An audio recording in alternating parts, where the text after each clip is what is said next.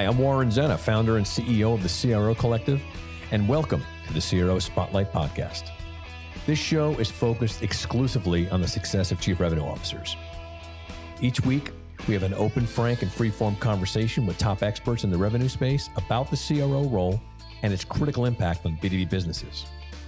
This podcast is the place to be for CROs, sales and marketing leaders who aspire to become CROs, and founders who are looking to appoint a CRO or want to support their CRO to succeed. Thanks for listening. Now let's go mix it up. Welcome to this episode of the CRO Spotlight podcast. This is Warren Zenna. I'm the founder of the CRO Collective. And, I've been using assessment tools in my CRO courses for about 6 years now, because I think it's really interesting to find out a consistent viewpoint of how people's competencies are and related to very specific types of skills and competencies for CROs. And so I give them all this assessment, and we review them together. And it's assessments are really interesting. People take them, they kind of like a personality test, and they're really fascinated. Everyone has a really, sort of self-involved opinion of themselves. They want to see how they look on paper, But I came across a company recently through my contacts called Crucible, and they developed a very specific competency assessment for chief revenue officers for PE firms. And I was like, I got to talk to these people. So I met Lindsay Guzowski, and we had an amazing conversation, and it's possible I may even end up working with her. And I wanted to have Lindsay come on because I think assessments are fascinating. And I think what it is that goes into these things is fascinating. And I think it's really cool to talk about a couple of things. One is assessments, do they work? And B, how are they useful? And also the power of competencies and what the right competencies are and what the ways that we should be looking at this particular role and what are the things that we find mean success consistently. So to that end, Lindsay, hi, welcome. I'm so glad you're here, and let's get started on this conversation. Well, thanks for having me, Warren. I'm excited to chat. All right, great. So why don't you tell a little about yourself and how you got into this and a little bit about Crucible and all that good stuff. Great. So I have a background in quantitative sociology that I pretty soundly ignored for the first decade of my career. I worked for an industrial supplies company in finance and operations, and then I went and got my MBA. And during my MBA, I was working for a private equity fund. And I expected to continue working in private equity and finance for the foreseeable future when I got a call from a recruiter who had a firm that did C-level hiring for private equity-backed companies. And he and I started chatting, and I realized that this was an excellent way for me to apply some of my desire to help build management teams to a space that I was pretty passionate about. And why did they call you? Like, I'm just curious how you got on the phone with them. What were you doing at the time there that had them reach out to you? I was doing just post-MBA level PE VP work, analyzing. Which entails what? Analysis mostly? Yeah, mostly analysis. It's analyzing. So you're companies, analyzing potential companies that you can put under management, basically. Exactly. Cold calling, various companies that look like good targets, all that fun stuff. Okay. But my background, having worked for the industrial supplies company, was in a management rotational program, and I'd overseen groups that ranged from 15 people to 35 people, and had more of a general management background, which was one of the reasons I was appealing to the PE fund in the first place, but also looked great on a resume to say, this is someone who understands operations and how to think a little more broadly about business.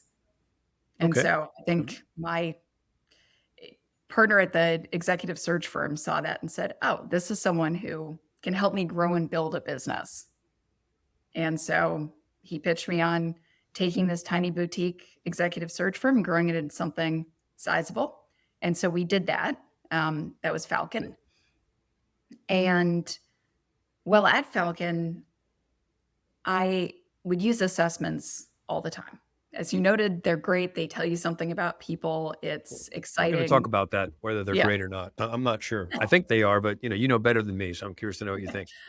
I'll rephrase. Some of them can be great. I mean, How look, I about don't that? know. It's Um, totally, really, I will get into that. Go ahead. so I was using one that was pretty terrible. And the client that insisted on using this assessment kept eliminating really great candidates because they had a go, no go score on this thing. And that's the wrong way to use an assessment. But I got very frustrated one day and said to them, why do you use this? It doesn't work. It's eliminating great people. And the response was, well, there's nothing better out there. And I said, if there was something better out there, would you use it? And they said, yeah, of course. And I said, great. And I went and built it. Okay. And so it was, they did hold true to their word and used it in the end. But it's a really It's a great interesting story. And there's so much I want to unpack now. Yeah. Okay. Go for it. So the first thing is, and I'll let you answer these questions in any order you want. It just popped into my head. One is, how do you know assessments work? Number two is, what's a good one? What's a bad one? You just mentioned something really interesting, which is they're using it wrong. I'd love to know more what that means. And you said it's sort of like go, no go. So I'd love to unpack all that stuff. And then I guess lastly, this will be a longer conversation, just what makes a good competency assessment? Yeah. So I'm going to start with, how do you know they're good? So Okay. Department of Labor, which, you're really talking like minimum criteria for success here. I guess you're probably right about that. Yes. Yeah.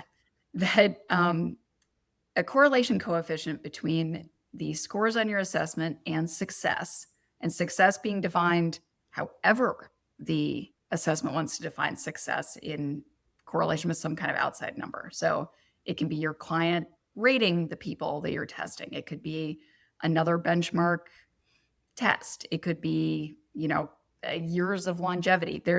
As long as you have some numeric metric that you can tie it to, that correlation coefficient needs to be above 0.35. In social science, anything Is that that's arbitrary? Like why 0.35? What's the science behind that number? Yeah. So in social science, if you're above basically a 0.4, that's pretty good. It's deemed to be a reasonably correlated a statistic. And the reason for that is that people are more of an art than a science. Everyone's going to have something that's a little distinct. There are, vagaries to all of this stuff. But you want it to be reasonably predictive. And so that's in statistics deemed a moderate correlation. And that's fine. What you want to see is someone who's correlated above that. You really want to see people that are in the, 0.5, 0.6, 0.7 range when you're talking about the correlation coefficients for a given assessment. But the question is, what are you actually testing? And why does it make sense? And so, can you guess what the answer is supposed to be for the assessment? If all of your questions are phrased in a way that the good answers sound good and the bad answers sound bad, well, people are going to guess that, and it's not going to tell you much, even if you can correlate it with something from the outside. The next thing you want to know is, am I actually testing what I think I'm testing? And when I mentioned that this was a bad assessment that this group was using, it was because it was a test for critical thinking, but it was a British test. So a lot of the phrasing and the way that it was structured was in a British context. So you're having American executives taking this on an outdated data set for a British test, which puts you in too many things that are a mismatch. And they were trying to test it to see if these executives had a sense of urgency and solid execution and other items, but it's a critical thinking test. It doesn't tell you any of those things. And so making sure that all of those align, that your reference set aligns with the people you're testing, that what you're testing is consistent with what you're looking to be testing, and something that's statistically valid. Those are really the three criteria I look for. So if, aside from the obvious, which is that they should call you, if somebody's in the market for looking at assessments, what might be the type of questions that they should be asking that right now they don't know to ask? before Yeah, they I make a think decision to use it? so. The first thing is just asking a question about what underlies this. What is this based on? Is it based on success in that space? Is it based on a psychological model? A lot of assessments are based on some of the psychological frameworks that were developed in the early 1900s, some of which would have questionable Okay. ethics these days, which, if the science has been done subsequently to show that these are still valid, great. But you want to ask the questions about what it's based on. The second thing is, what is the reference set? If you're trying to test CROs, but the reference set is middle managers, everyone's going to look good. Well, that's not helpful. And then you want to make sure that your test itself can't be gamed. So understanding, and we get this question all the time, can AI take my test and get a good answer? And the answer is, For the Crucible, no, we've tried. It has a hard time because of some aspects of how you have to take the test. okay. AI doesn't understand slider bars. It's very bad at rank ordering things. And our test has to be taken effectively when you think on the team level in the context of the answers of the other members of your team, which it couldn't predict. Sure. Interesting. Yet. Okay. No, I I get can it. see a future where AI could do that, but for now, no. Yeah, no, it all makes sense. So, okay. So, because there are so many of these, right? I mean, when I was coming up in the ranks, I mean, particularly in the sales training space, I mean, it's ridiculous how many these are, right? And everyone, understandably, there's a lot of money in, before I hire a salesperson, if I could predict their success, I'd pay a lot of money to know that, right? Obviously, Right. because it costs a lot of money to hire bad salespeople. And it's always the same statistics. I mean, I've done this for 30 years. It's always like the top 5 and then the middle 7 and then the lower 10, it's the same thing. And, we sort of look at those top 5 people or 3 people. We wonder, like, what is it about them? And how do I replicate those people? And how do I find more people like them? And it's Yep. always a big mystery. How do I do that? Is it like a birds of a feather thing? Do I find their friends? If they hang out together, maybe they think the same, or, sometimes even success at one company doesn't translate to success at another company because they're selling Correct. something different, or there's so many factors, right? I mean, many times it's nothing to do with their skills. Well, that's not true. It's their skills plus the environment, right? So they were Yes. managed really well. They had a really good place they worked at. They had a product that was amazing and that people wanted, and they had a really great marketing support that help them, and all these things that don't translate into just whether they're a good salesperson or not. And I don't think a lot of people look at that stuff enough. I think they just look at nothing more than sales performance, or like you were in the President's Club or something like that. Agreed. So where does your program sort of help solve those problems? Yeah, so there are really 2 ways that we look at this. The first is that our assessment looks at a variety of different things for each individual. So we're looking at a high level, execution, emotional leverage, leadership, cognitive horsepower, and interpersonal skills. But we're also looking within all of those for specific characteristics and these are all 3 different characteristics we're measuring: urgency, relentlessness, and impatience. We also want to see, are you hands-on? Do you dig for root cause? Do you have detail orientation? And again, I just mentioned 6 different things we're measuring. And so with that, you get a nuanced vision of what someone tends to operate like. But that's great on the aggregate to say, yep, we've shown that this highlights success for CROs in the private equity space. What we've also done is worked with funds that use this test regularly to configure the profile for what works for them. So their governance style, their types of businesses they buy, and understand here's what the profile of success looks like, not because I, Lindsay, say, oh, I've looked at all these people and here's what visually I pick out about them. No, we use statistical techniques, data analysis, and machine learning to identify those trends and highlight the attributes that separate those people that are excellent from those that are merely good, from those that are going to be a detriment to your organization. Interesting. So how did you determine that those are the things you're looking for? Like, where did that come from? Because you mentioned Yeah. one in particular that I'm interested in. It's probably more a personal thing, but you mentioned things like attention to detail, Yeah. which, one would logically think would be a good attribute, but it doesn't mean then that if someone's not a good attention to detail, that they'd make a bad CRO, correct? Correct. But why did you pick it then? What's the reasoning to have that in there in the first place? Yeah. Just So we that looked was at as an example, just of like looking at the right. confluence of different things. What's the logic behind the selections you pick, the characteristics that you are testing for?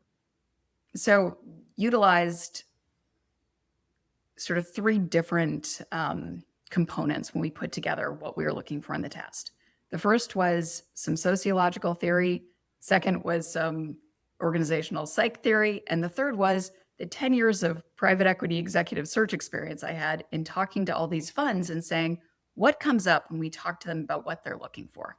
Went back and looked at job specs, went back and looked at the notes that people gave us, then went back to the funds and said, what are we missing? What do you want to see and understand? And some of the things they wanted to understand proved irrelevant when we looked at actual data from people, that there was nothing there that predicted any form of success, whether it was good or bad. I see. So in other words, what you're saying is then the things that you've selected have shown traditionally some impact on performance. That's why Correct. they're kept. So you had to go through things Exactly. a bunch of times to find out the Yes. ones that made a difference. And how long did that take before you were able to get to that point? About 2 years. Wow. Okay. I see. So in the beginning of this, you were sort of in an experimental phase in some respects. Wow. I assume it's always getting better though, right? It's getting better and better and better all the time. Yep. Is there a point, like a threshold where it's sort of like it's baked, like it's done, like we don't need any more data, or is it always, always, always getting better?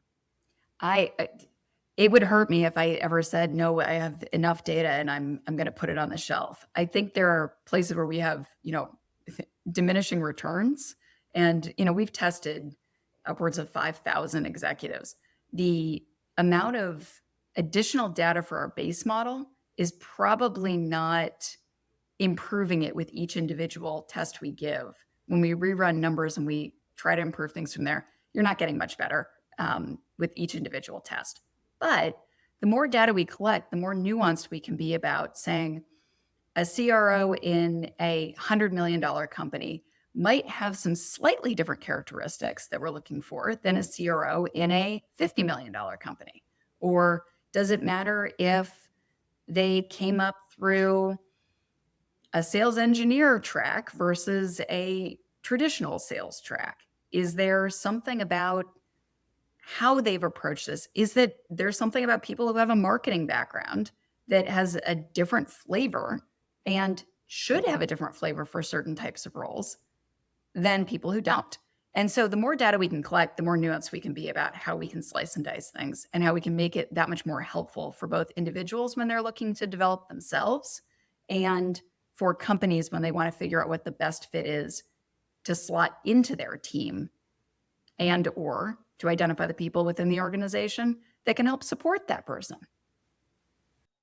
Hey, everybody. First, I want to thank you all for listening. It's really important to me that you know how appreciative I am of the people who tell me they can't wait for the next episode. It's really remarkable, actually. Started doing this just on a whim. But I also wanted to share a little bit, if you're an aspiring CRO, if you're a head of sales, if you're a head of marketing, maybe you're a head of RevOps, and you're listening to the show because you're interested in being a CRO, you should really consider the idea of taking a look at our CRO Accelerator program. The CRO Accelerator program is an executive development program designed specifically to help revenue leaders become chief revenue officers. In fact, the CRO Collective was the first company to create a CRO education program. I'm very proud to say that. We sort of saw early on, 6 years ago or so, that the role was completely unsupported. Very few people really can define it.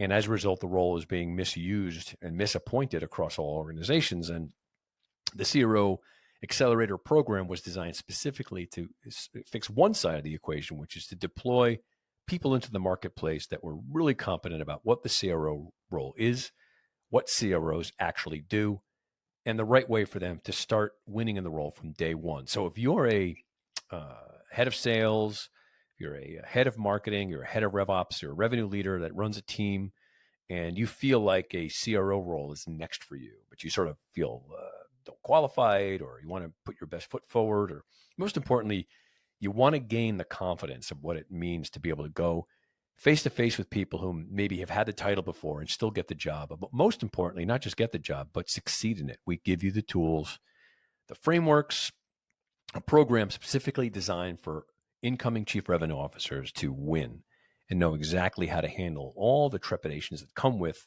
this role. This is a very complicated role, and the first 90 to 150 or whatever days are critically important to succeed in. Matter of fact, that's where CROs win, is that first acceptance letter during the interview process and after you get the job. So if you're looking to ensure that you succeed in the role and learn more about the role, and frankly, walk out of the course, in some cases, being the smartest person in the room about this role, consider taking the CRO Accelerator course. It's easy to find. You can just go to our website, thecrocollective.com. That's thecrocollective.com, and look under the course page, and you'll see the brochure. It has all the information, and then you can apply. I get all the applications myself. I vet each person, and I'd love to hear from you. So check it out. Thanks. Yeah. I'm kind of keeping myself somewhat calm here, but you have no idea how interested I am in this. So I have so many questions. So, okay, let me think about them. The first one I have is, when someone's taking the assessments that you're taking now, are they being compared to the optimal CRO, or are they being compared to the other people who've taken the same assessment? They're being compared to the model reference set. So it's other people who have taken the assessment, but it's not like a live updating thing. So we want to make sure that it's a frozen data set, so that it's not a dynamic thing where if you came in and looked at your test, a month from now, that all of a sudden the numbers change. Okay. Because if you do it dynamically, the numbers will move up and down. Perfect. Slightly. I get it. I do understand. So, okay, that begs the logic question, which is like, okay, so you freeze the results for the test takers, and then what? You let it get like smarter again, and then you stop it, and then you take it again. So is that how you do it? Is that how you kind of like get the data that you've collected to inform the assessment so that you can make it better, but you have to stop it so that you're not doing it dynamically during the testing, so that it's a constant. Correct. And we rerun our models every 6 months. I got you. So in other words, every time I'm taking this assessment, ostensibly you could say, I think, that the person who's taking the assessment today is taking the one that's the most advanced version. Yes. Gotcha. Would it be then safe to say then, if someone took the assessment today and the result came back, and then if they took it like 2 years later, the result could be different? So it can, but not because we've updated the model in the test. We would just rerun it and show the difference. And we've highlighted that in the past when we've had minor tweaks to various things. And they are very minor. We're talking less than a percentile. I see. So it's not significant enough. But when people take it a couple years apart, a couple things tend to happen. Those who are self-reflective and who are working to develop themselves tend to change positively in specific ways. If you're trying to be more systems-oriented, more strategically thinking, you're going to do things that build those muscles, and therefore your test results in those areas should improve. They should improve. Well, the other aspect of this might be then, if you don't, then the test would prove that you're not someone who's teachable or coachable, and that correct, or environmental changes don't make a difference for you. Exactly. Or that you haven't embraced those things. Yeah, or you haven't embraced them, or that I'd say it's all the same thing. But okay, so there's that question. And then the other one is, so I still want to understand this because it's really fascinating. So you said that you've done enough of these that you sort of know now which characteristics tend to be associated with success. Yes. What are they? What are those attributes? So on a high level, we would say all of them, but there are a couple that are particularly relevant. And I think that this is persistent across a lot of different private equity fund models, a lot of different sizes of companies. And one of them is, and particularly when you're talking CROs, heightened intellectual curiosity, Mm-hmm. because you want people who want to think a little bit more broadly about how it all connects. Sure. It Yep. can't just be focus on the thing, do the thing, execute the thing. Yep. We want people who exemplify higher levels of relentlessness. You need people who are going to continue after their goal, their problem, their whatever, more so than others. And I think that especially in this space that matters. I think a lot of CROs have had doors shut in their face enough that they built that muscle, but you have to be outsized relative to the rest of the population. So to be in that, top 3 or 5. And then one of the other things that I think is really important is this energy and endurance tied to a sense of resiliency. So it's not just that you're a high energy person, it's that you're consistently able to bring energy to the table, even in the face of negative, negative pushback or change I or get it. whatever I do. else. I do. It's like not taking things personally and letting things roll Exactly. off your shoulders and staying on mission and, Yes. recognizing that stuff's just part of the job and it's fine. I agree. It's interesting, everything you're saying. So, There, continue. I I'm do want sorry. to just quickly, there are 2 other ones that have I always been apologize, surprising to please. Yes, people. I'm sorry. Go ahead. Yeah. No, so I mean, those are core that people are sort of like, yeah, okay, I can logic my way there. Pattern recognition and a disdain for losing are 2 that are ones that I get very excited about those when I see high pattern recognition, because it tells me someone will figure out how to make things happen regardless. And the disdain for losing. We measure both competitiveness and disdain for losing in our test, because competitiveness are your home run hitters. They're going to go out there, they're going to win at all costs. That's great. And you do want some of that. You want a lot of that in most cases. But the disdain for losing means that you're not going to allow your company to fail. You're going to find a way to drive success. You're going to ensure that it's not just you that will succeed, but your whole team.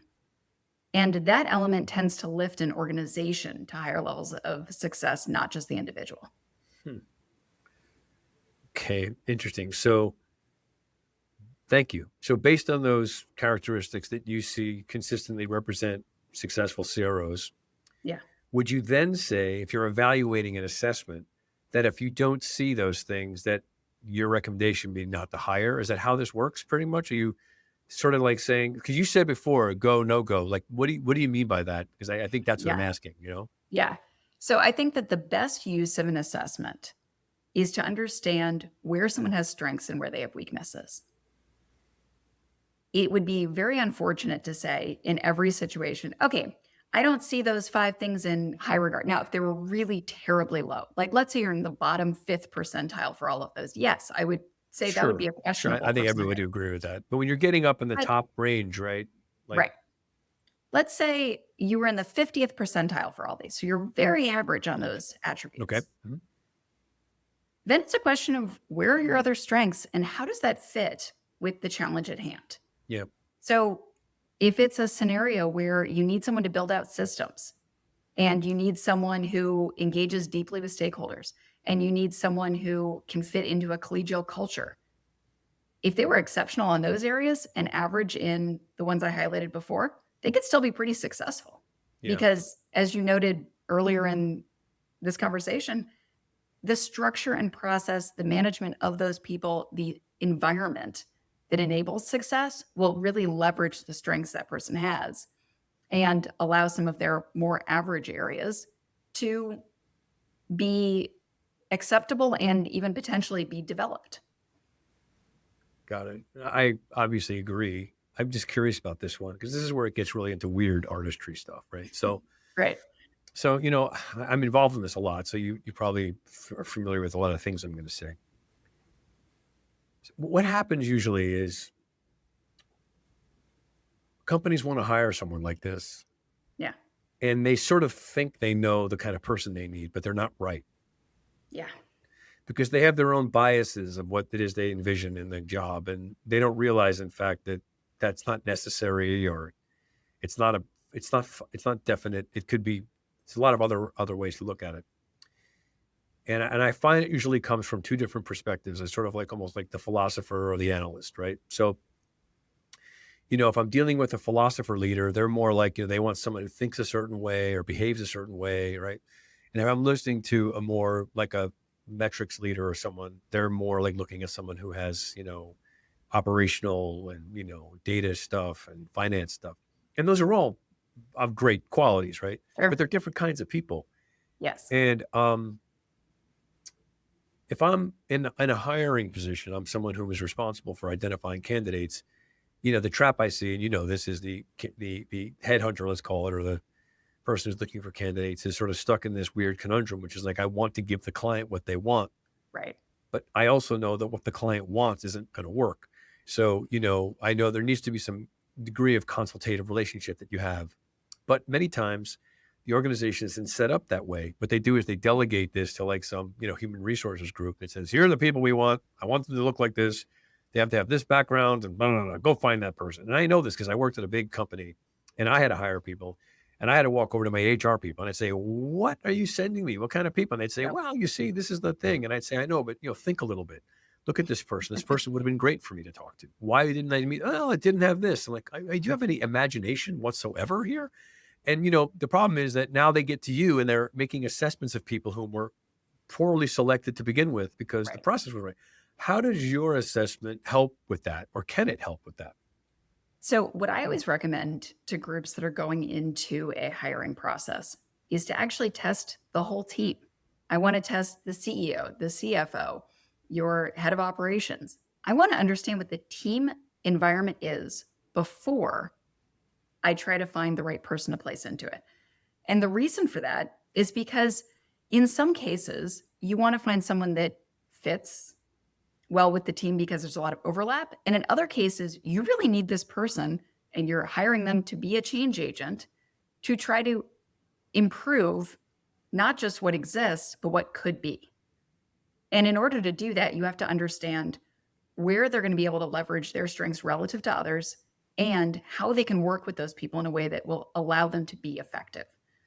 And so we almost always recommend, not everyone follows it, we recommend that they use the team report because it enables that sense of understanding of, okay, they may not check 100% of the boxes on my job rack, but they do have the critical skills to be successful and they're worthy of being considered for this role. And I think that's where you can get past some of those box checking biases that are so present in the hiring processes. It's crazy. For a lot of these roles. It's no different than anyone that's like looking for a husband or a wife, Right. It's like, we end up with somebody that we never thought we'd be with, But, here's a question I have about that. So this idea is great. I mean, what you just said is like sort of like mind expanding to me. Like test everybody in the company and see what the environment's like. And that'll give a better sense of what right person would fit there. It's like a no-brainer. I can't believe I never thought of it. But if you don't mind, I'm going to sort of present an idea in real time here. Yeah, go for it. What if you were to take like an assessment like yours, right? And you give it to the executive team as part of the hiring process and say, in order for us to be able to identify the right, I know you do this already, so I'm sort of speaking your language already, but I'm thinking it through. So I give it, we want to make sure we find the right person. And you all have your all opinions about what you want and all that, and they're probably valid. But if we give everybody this baseline assessment test, it'll give us a better understanding of the sort of the human dynamics of this organization, and it'll help us better inform the kind of person that we think would best fit with this. It's a great. Yep. So everyone takes this assessment, and then what you do is you take those results of all those people, and you pull the data of all those results, and you put it into like an LLM, and you ask it, what is the environment of this organization? And based on the organizational environment that you are able to analyze from all these results, do you think would be the qualities that would best fit an organization like this? And then test them for those. So you absolutely can do that. It's a part of what our underlying team model allows us to do anyway, is to put that in and analyze it. Where I find it's really fun is, and where I thought you might be going with this, is that we've partnered with a couple other groups that allow you to not just see what the team report looks like from the executive team, but then get sentiment analysis from the frontline employees, from Yeah. the sales team, from All of everyone it. else. I totally agree. It would make perfect sense to do that. Yep. 100%. And And I've, then, I've done these before myself. I mean, I do this sort of analysis because we do quantitative and qualitative analysis when we analyze a company's operation because, what people say is sometimes more valuable than what the data says, but I get it. This is great. I mean, it all just makes so much sense. And, I think that if people thought this way, that they probably get it right a lot more of the time. yes, And I wonder what your opinion is as to why it is that they don't. that's the $1 million question, right? Well, what do you think? I think that people are two things. I think that they want to rely on past concepts of what has worked, not taking into account what the specific environment is here, or they're reacting to what hasn't worked. I just fired my CRO Yeah. and they were awful in this area, so I'm going to overreact and go the other way. Yeah. Or they're trying to think that they're going to outthink that process and try to come up with their ideal person. And that person's never existed. That person won't ever exist. Sure. And they get it wrong because they privilege the wrong things Yep. when they're trying to match that unicorn. Yeah, They're looking human for the beings always form. think they can defy gravity. It's amazing, Yes. right? Yeah. So, you're basically what you're saying is that I'm not surprised. It's all emotional reasons. Yes. Yeah, it's all just feelings, right? Opinions and feelings and beliefs. Okay, so let's talk about some other things now. So, can you share some examples of how some of your assessment results have influenced hiring or development? But give me examples of when your assessment maybe resulted in something that was surprising or unique, that had they not taken your assessment, they would have gone in a different direction. Yeah, I have two recent ones. We did a team assessment a couple of weeks ago for a group that was two phenomenal executives in the CEO and COO roles. I mean, these guys will crush it. I don't care what industry you put them in. You could do anything with these guys and they'd be successful. And they were looking for a third leg of the stool and had a guy they thought was great. The PE fund was totally sold. The CEO said, there's something that doesn't feel quite right, but it probably just an interview component. We tested him, and it turned out he would be not just a poor fit as an executive, but he would be such a poor fit with this team that he would actually make the team dynamic worse. What was, And if you don't mind, can you be specific? What was it about that person, or what were the characteristics that you were able to identify specifically that had you come to that conclusion? Yeah, so it had low authenticity. Okay. Which is a problem. But Yep. the CEO also had below average authenticity, which is okay. Two drunk drivers, basically. Correct. Yes. Okay, gotcha. Yeah. So that was going to be an issue. Secondly, had low attention to detail, but also low systems orientation. So both wasn't going to use the systems in place and didn't have attention to detail to clean it up on his own. And was basically a people pleaser. Gotcha. And so you have this problem where nothing was going to be effective in the long run. Okay, so that's fascinating. So now when you made this assessment of this candidate, I'm more curious about now the second part of that question is when you do this with that candidate and you come to those conclusions, what's the conversation that you have with the candidate? Do you tell them that that's the case, or do they never find out? How does that work? Yeah. So in that situation, the fund and the company signed off the candidate, and we tested who they thought was the number two candidate. Number two candidate came out glowing. And that candidate was not informed as to why. It was just we just found somebody who thought was a better fit. I'm sure that's exactly what they said. That's how they did it, right? Okay. Right. But that's interesting. The more interesting scenario where we actually did talk to a candidate was that a company was looking to hire a chief marketing officer and gave her the test. She got good scores on the test, but not in the areas that were going to be useful for that company.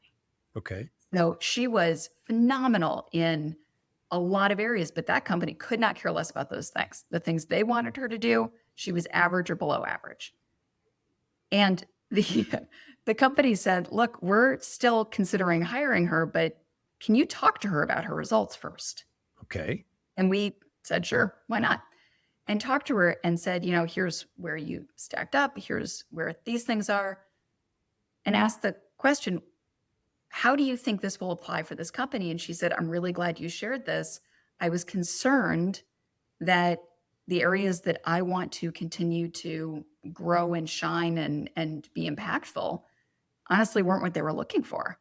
And I said, yeah, to be frank, that's why I'm talking to you, is that there are areas that you would need development in order to really be as effective as you'd want to be in this role. But there are areas you could leverage in the meantime. And she said, I really want to lean into my strengths as opposed to mitigating my weaknesses. I'm not sure this is the right fit for me. And so went back to the company and said, hey, that was the conversation. They said, phew, we didn't want to have that conversation with her, but we knew that that was the answer that we were all going to come So to. it sort of exposed things that made it apparent to everybody that this was a bad marriage, and they both decided to kind of like not go through the engagement. Right. But she was actually really pleased at the end of the day because she knew that that was something that was worrying her, but had no reason to feel like that was right. That in her mind, she was like, there's got to be something there, but she couldn't put her finger on it. And the company couldn't either. It's great.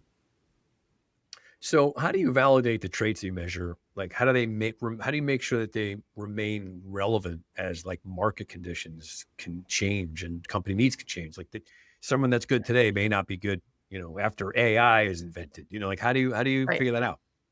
Yeah. So that's part of what we go through a pretty rigorous process is we're updating things and making sure that everything stays valid. We're touching base with clients. We run surveys. We ensure that if someone was scored as being a solid fit by both the fund and the test 9 months ago, that's still valid today, that the fund still feels they're a good fit and can update us on any changing conditions or other attributes. So we do pretty significant back testing on this stuff, but we're also always curious about, are these changing dynamics a fundamental industry shift, or is this just a point break in certain things that are happening? Yeah. Like it would be unfair to say, that the whole world has changed simply because there's one day where the stock market falls.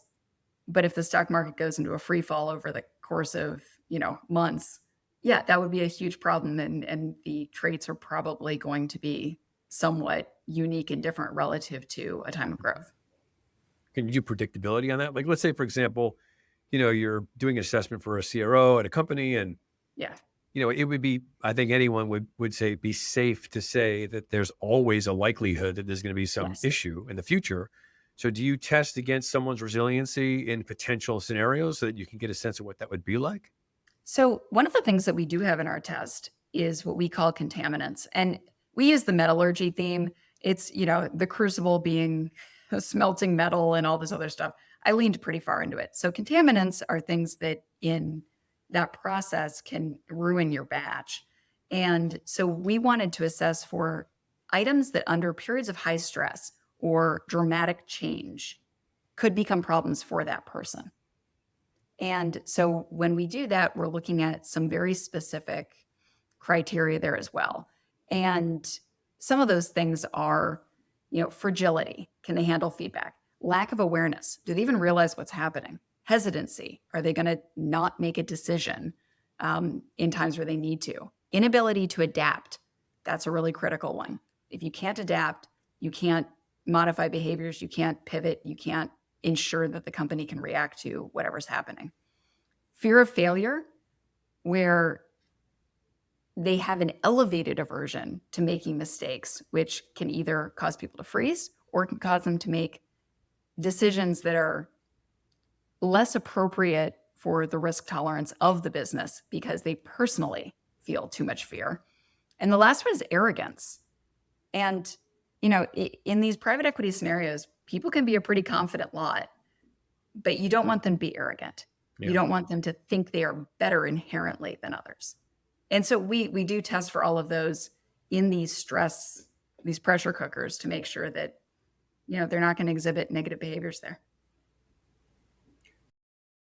Thanks again for listening to the CRO Spotlight podcast. We're excited about all the great guests we have. And more importantly, we're excited mostly about you for being avid listeners and supporting the work that we do here. Feel free, please, to share the CRO Spotlight podcast with any of your colleagues. We just think there's a great wealth of information here and want to get the word out to as many people as possible. And your support of the show is really appreciated. I wanted to share information about a program that we offer called the CRO Masters Council. The CRO Masters Council is a bi-monthly group of 6 seasoned chief revenue officers who are looking for a chief revenue officer board of directors, so to speak, that they could share what's going on with them, collaborate with ideas, get some feedback on what's going on in their current role. And these are great conversations. I facilitate them. The CRO Masters Councils, again, they're twice a month, and they last for at least 6 months to a year. So if you're interested in having your own CRO suite, your own board of directors of chief revenue officers, it's a private, confidential conversation that we have. It's infinitely useful. Imagine having a room full of other chief revenue officers you can talk to and say, hey, I'm working on this, or have you guys figured that out? Or I'm having this issue right now with my business or my results. These are just invaluable conversations with chief revenue officers. Chief revenue officers have a very, very unique role. It's a very lonely job, and only other CROs understand what you're going through. So that's why we created this program. So if you're interested in being a member of the next CRO Masters Council, which we have a number of them being put together right now, just go to my LinkedIn and DM me Masters or Masters Council, and I'll follow up with you and set up a call or send you some more information about it. Looking forward to seeing you there, and thank you. So what about, you mentioned this before earlier in the conversation, and it's really pertinent to the work I do, and that is, the different CROs for different stages. I mean, there's no question about this. I mean, I talk about this almost all the time, because the area that I go to work on is the time frame when a company reaches a certain point of their operational complexity where a CRO is a necessary hire. Yep. And that's earlier in the company's growth. And then there's the Right. CRO that might, either ascend to be the one that lasts till they get, bought by somebody for $7 billion. But typically that's not the case. There's usually there's iterative people they bring in who have certain types of qualities that can handle a larger, more complex organization. How does your assessment deal with those things? Yeah, some of it has to do with the fact that when you're thinking in the lower middle market and the middle market, you want people that have more of that hands-on, do-it-themselves kind of skills and attributes. And you'd modify the assessment to accommodate the stage of the company, is what you're saying? You'd ask different questions? No, Or you the just look at the questions are answers actually the differently? same.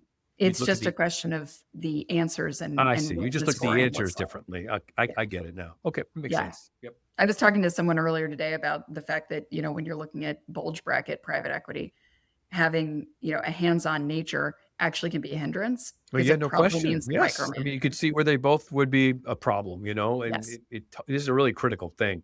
Plus, also Yeah. another factor that's big in my world is the fact that the company's hiring their first CRO. Like, they didn't have any Right. idea what to do with one, so there's no history to know that they know even how they would handle this person. Yes. And that's a huge factor,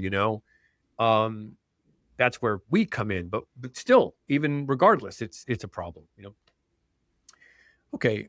So I want to close out here, but before I do, I'd love to hear a little bit more about like the test itself. Like, what is it? Is it like open-ended questions? Is it like one of those sort of like, totally disagree, totally agree? Like, well, what's the interaction and how long does it take to take the assessment?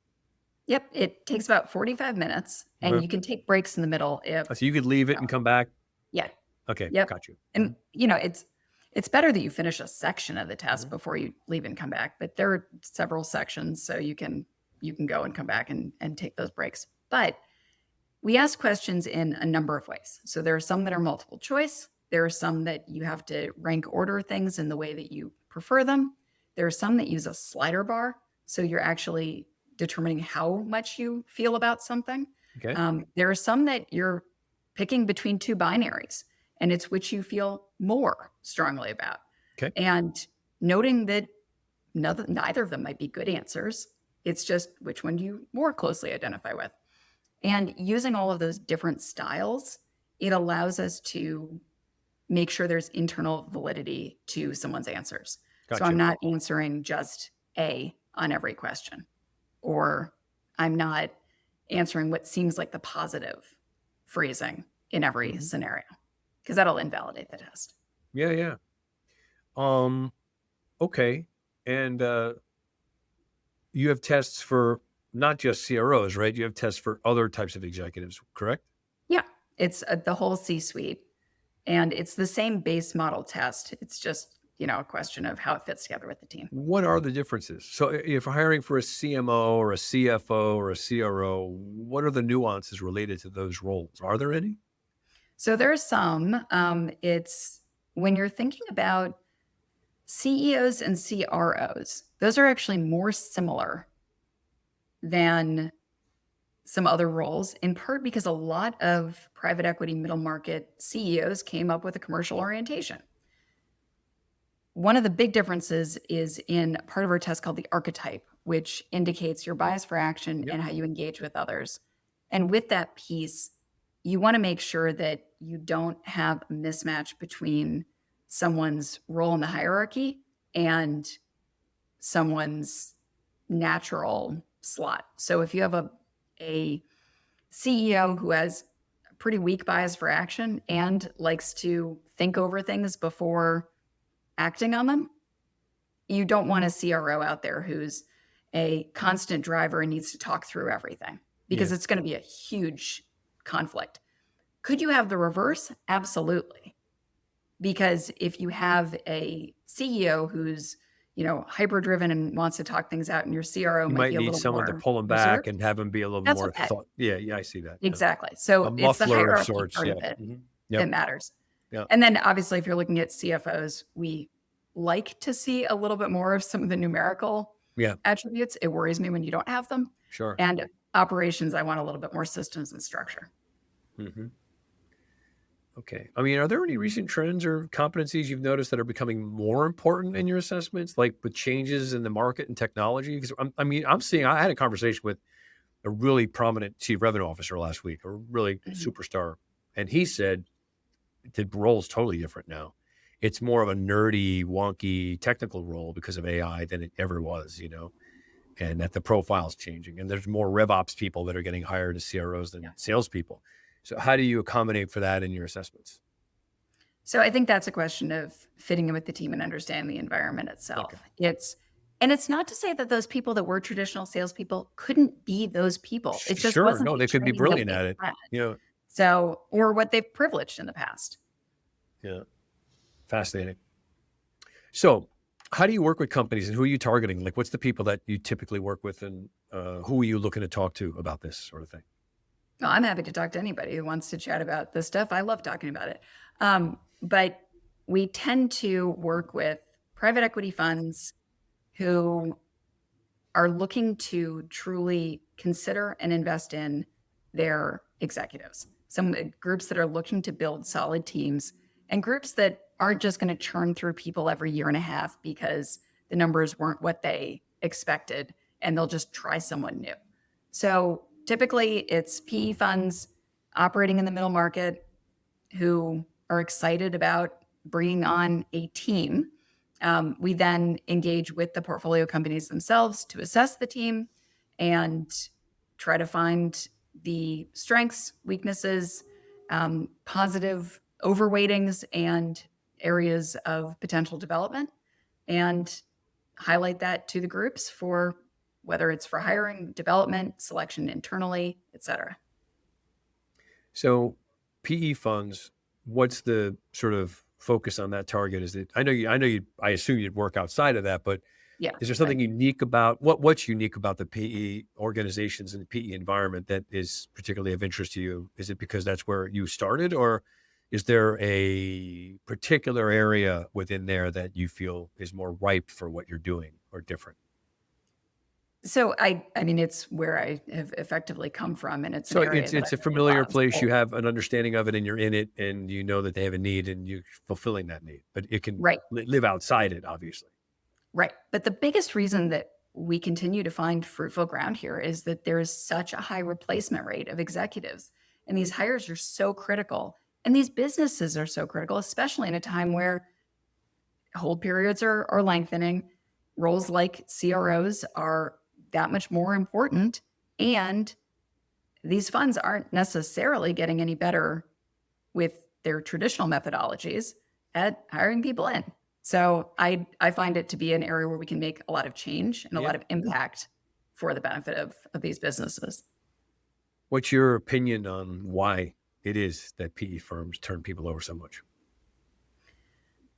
I think it gets back to some of those emotional decisions of trying to find a reason that things aren't working and not knowing what else to do.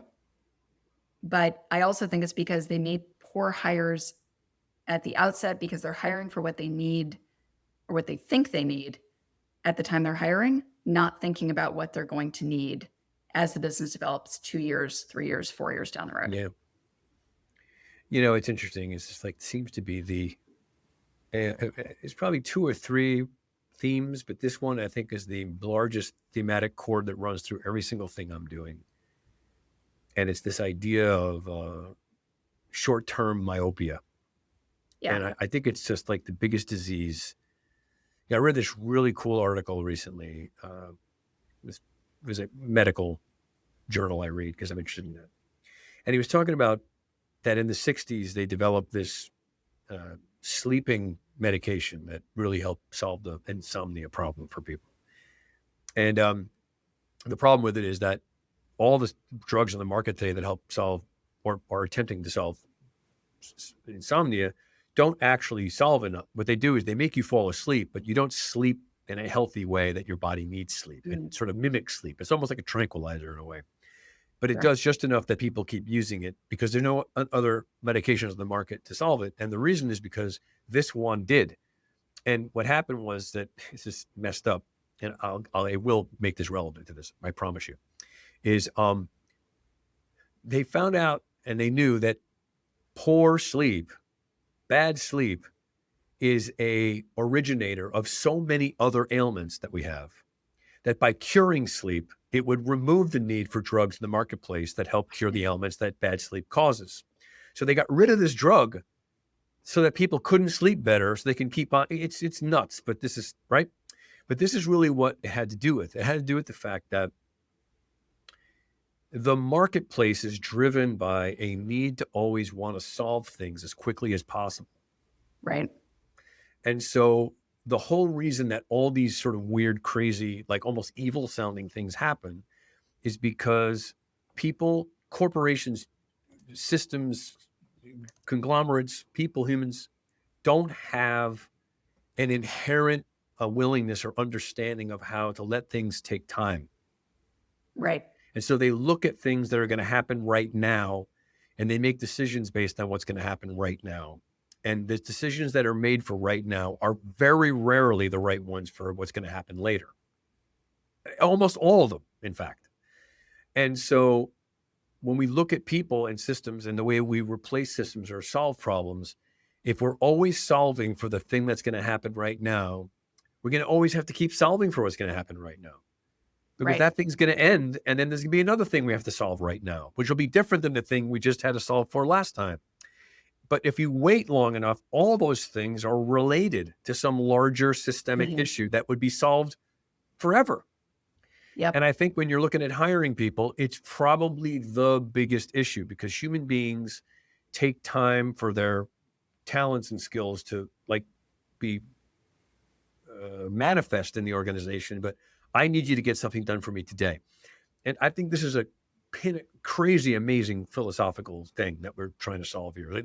I look at it as like the whole thing, So what you're saying just speaks to all this stuff. It just fascinates me. So, thank you for indulging me on that.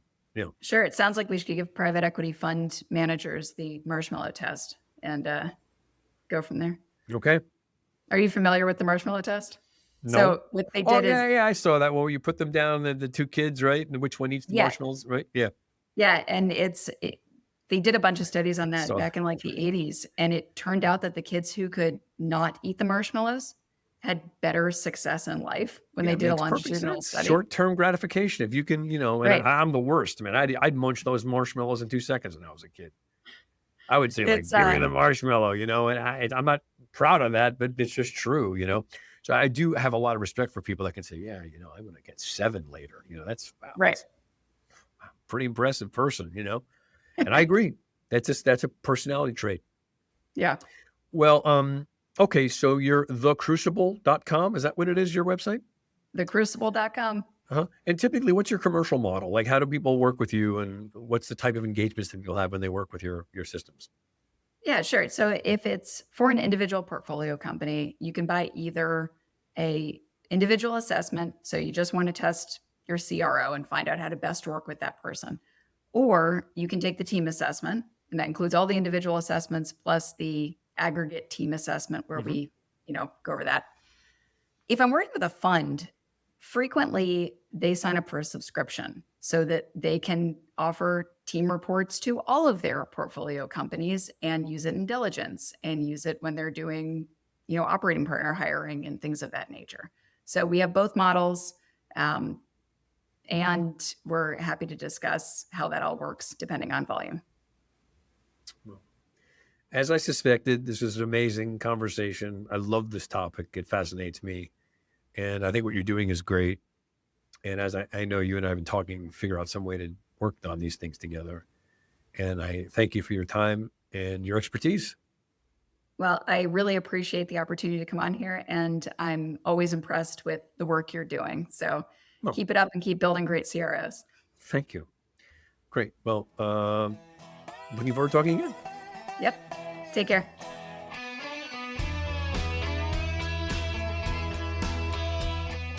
Thank you for listening to the CRO Spotlight podcast. The CRO Collective's mission is to help CROs succeed and help founders and CEOs build CRO-ready organizations. You can find out more information about our services at thecrocollective.com. That's thecrocollective.com. And we look forward to having you join us next time.